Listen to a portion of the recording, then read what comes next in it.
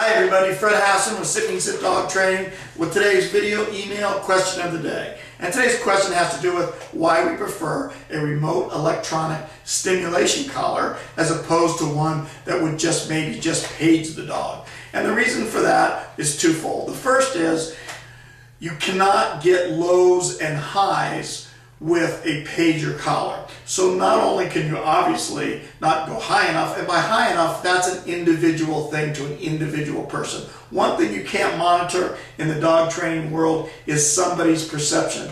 What somebody feels might need to go a little higher, somebody else might not feel that at all. It's just like with humans, what your definition of clean is might be different than your wife's definition of clean. That's somebody's perception. That's a human perception. We can't ever change that. People are always going to have different perceptions. So with that being a fact with human beings, it only makes sense that you have to have adjustability because you can't make everybody happy.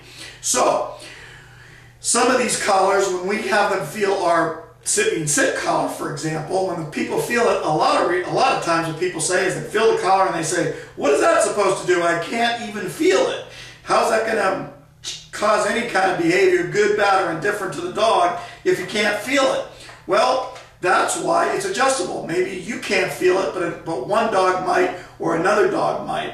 And it's adjustable. The whole purpose of having multiple levels is so you can climb a scale. Imagine, if you will, let me put it into leash terms. Imagine buying a leash that you could only, when you tug on it, it only stopped at one place. It wouldn't go higher, it wouldn't go lower. That's what you have with a pager collar. So obviously you couldn't match the dog's level if he's very stimulated by, maybe he's dog aggressive and there's another dog barking where you might have to tap harder on him. But again, it's a human perception. What you feel might be harder. You might want to go to 4, somebody else might want to go to 6, somebody else might want to go to 2. It's different in reading the situations. So again, the two major features are, one, that you don't get the lows, and by lows I mean a remote collar, electronic collar, will go much lower than a pager collar will be. But I think part of that perception is